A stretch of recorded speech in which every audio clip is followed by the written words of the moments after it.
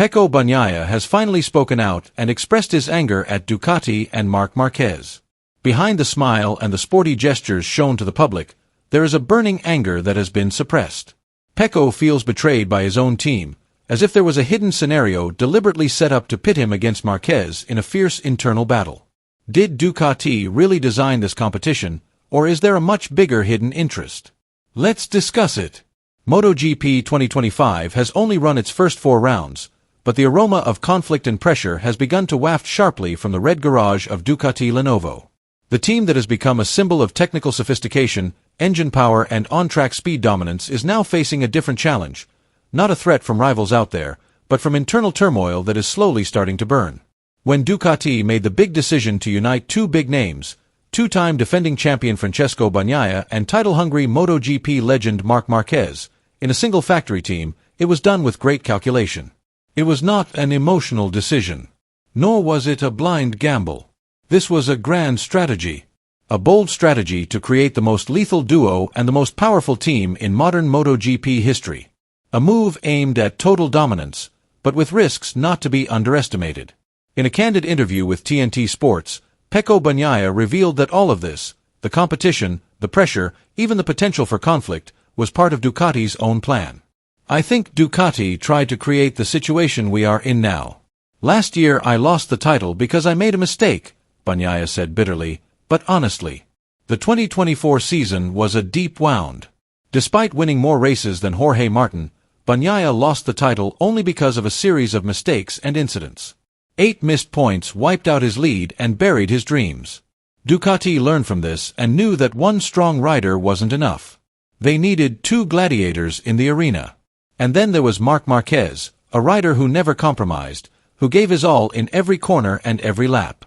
He wasn't just there to race, he was there to dominate.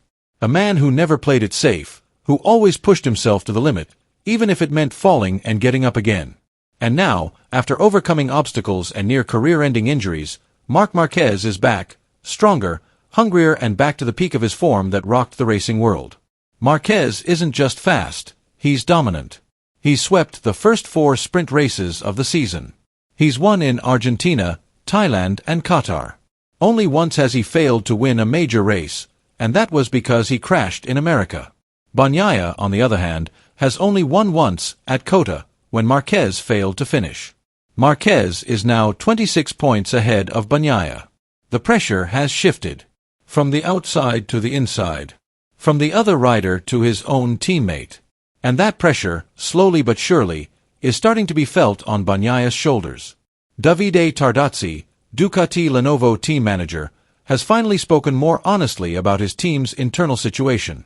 In an exclusive interview with Spanish media outlet Marca, Tardozzi did not hesitate to reveal that the challenges facing Pecco Bagnaia this season come not only from the extraordinary speed of Marc Marquez, but also from the defending champion's own perfectionist nature.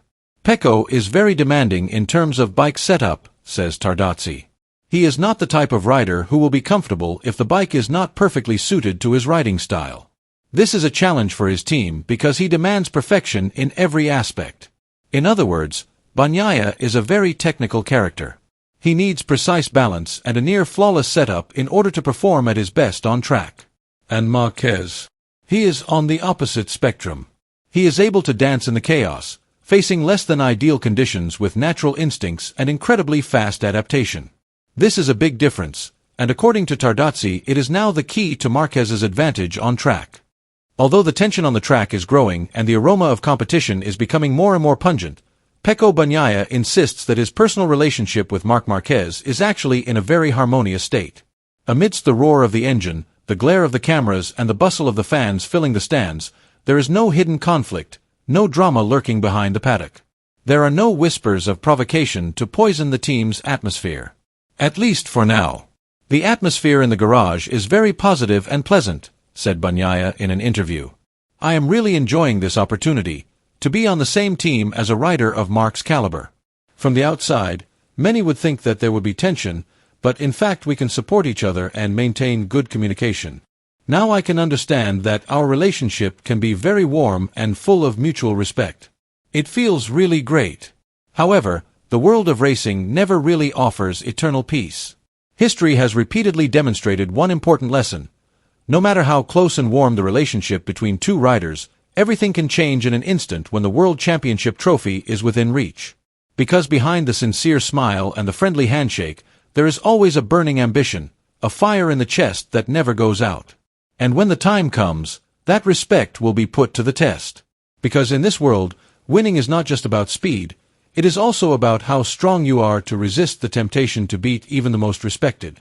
Marc Marquez has not only changed the internal dynamics of Ducati, he has also forced the entire MotoGP system to change its way of playing.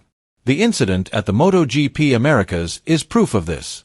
As the track began to dry out, Marquez was the first rider to leave the grid to change bikes. His move was followed by more than 10 riders. The start was cancelled for safety reasons. But one thing is clear, Marquez knows the rules better than anyone.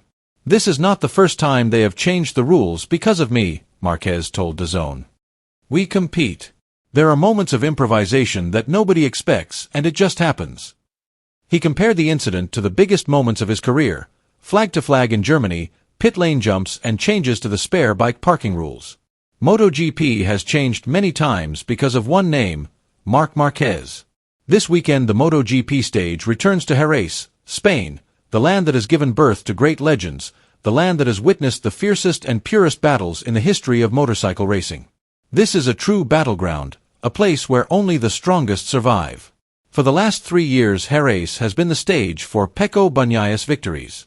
Since 2022, he has conquered this track, building a seemingly impregnable fortress. Here he is not just a champion, he is a ruler. Jerez is his domain, where he performs flawlessly and where he has proven to be the king of Ducati.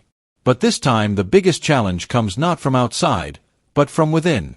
Marc Marquez, the gladiator on the rise with Ducati, arrives with incredible momentum and an infectious confidence. He's not here to show off, he's here to overturn 3 years of dominance. He's here to take the throne. Jerez isn't just a track. For Ducati it's a proving ground, a barometer of performance and a symbol of supremacy. Here the pressure builds and builds. And if the tension hasn't reached its peak yet, it's only a matter of time. Because the pressure that's been building slowly but surely is about to reach boiling point. Ducati is now at a crossroads. On the one hand, they hold all the cards, the most advanced bike on the grid, a near-perfect technical team, and 2 riders of World Championship caliber.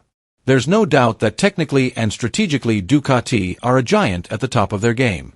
They're not just ready to win, they seem destined to dominate. Bagnaia, the reigning champion. Marquez, the title-hungry legend now wearing Ducati red. 2 powerhouses. 2 egos that refuse to be subdued. 2 leaders born to rule. Now they must share the throne in one garage, on one mission, but with ambitions that could destroy each other. This is a situation that Ducati has never faced before. The question now is, will Ducati devise an ingenious strategy by deliberately pitting these 2 gladiators against each other? Write your opinion below.